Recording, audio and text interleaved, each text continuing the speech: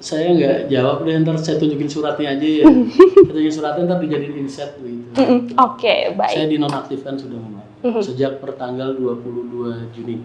22 Juni 2022 kemarin. Saya nggak pengen ngotorin hati dengan kebencian atau dengan rasa sakit kepada orang tua saya sendiri. Saya dengar sekilas-sekilas aja. Karena namanya orang, walaupun orang tua ya kasarannya ya, di saat dia buka-buka aib sampean misalnya, sampean sakit hati gak sih? Nah, saya menghindari rasa sakit hati itu dengan tidak menonton. Tapi teman-teman tetap ngasih tahu, Bapak ngomongnya kayak gini. Makanya mendingan jenengan aja nih yang tanya apa sih yang dibicarakan sama Pak Haji. Masalah itu terjadi ya pada saat saya dinonaktifkan. Jadi pemecatan itu keluar, ya ada frase lah. Saya jadi bingungnya. Saya tuh membagi, Mbak, dalam artian membagi profesionalisme dalam artian, oh ya ini keluarga, ini pekerjaan.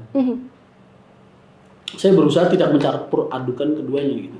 Betul. Jadi di saat seorang pimpinan, saya nganggapnya pimpinan ya, Bapak Haji Arianto kok mempertanyakan kredibilitas saya, terus mempertanyakan hal-hal yang ibaratnya sifatnya apa ya, yang berhubungan dengan internal pekerjaan. Ya. Terus beliau kok tidak menemukan kepuasan di situ. Terus beliau kok sampai mengeluarkan surat pemecatan, ya saya anggap ya sudah, ini jangan dijadikan masalah keluarga gitu. Kan kita niatnya dari awal profesional. Iya, betul. Berarti antara keluarga sama keluarga, perusahaan ya perusahaan. Akhirnya pada saat keluar surat pemecatan itu keluar, bahkan surat penarikan inventaris itu keluar ibaratnya, itu saya udah menghindar gitu. Dalam artian ya tetaplah walaupun mau ngomong sepahit apapun ya, jangan campur adukan perusahaan dengan keluarga, tetap saya punya jiwa yang ya rapuh. Anggap aja saya masih lemah dianggap. Jadi bayangin aja saya harus dipecat dari sebuah perusahaan yang saya ikut berjuang di dalamnya selama, entah beliau nganggap ada atau enggak, atau nganggap saya ini berarti atau enggak, terserah lah itu monggo. Karena itu kan penilaian pimpinan ya. Cuman saya tetap punya masa untuk terpuruk. Jadi saya udah berdiam diri. Ya seperti yang kalian lihat lah. Saya nggak punya, maksudnya udah dilucutin semua. Saya udah nggak dapat privilege yang selama ini saya dapatkan ketika saya bekerja. Ya masih ada tabungan dikit-dikit saya pakai buat hidup selama bulan apa ya berarti? Juni, Juli, Agustus, September, Oktober, November, Desember, 7 bulan. Ya buat saya masa terpuruk saya 5 bulan udah cukup. Ketika di bulan ke-6, ketika di bulan ke-6 ini saya udah lumayan agak sembuh, terus terang aja. Makanya saya pengen move on.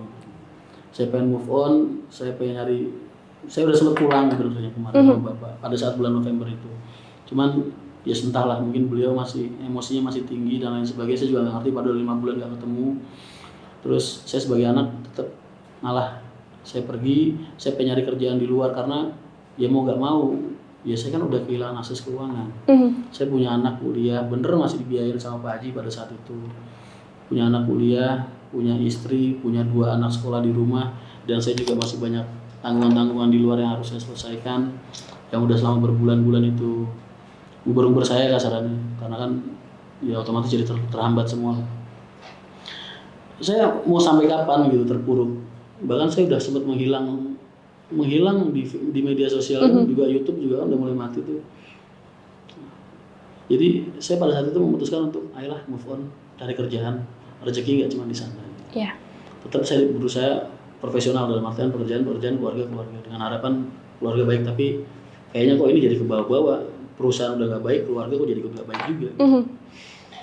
Saya mulai nyari kerja Mbak pada saat itu. Mulai setiap saya ngetuk perusahaan, yang mereka jawab pasti bercanda ya Mas.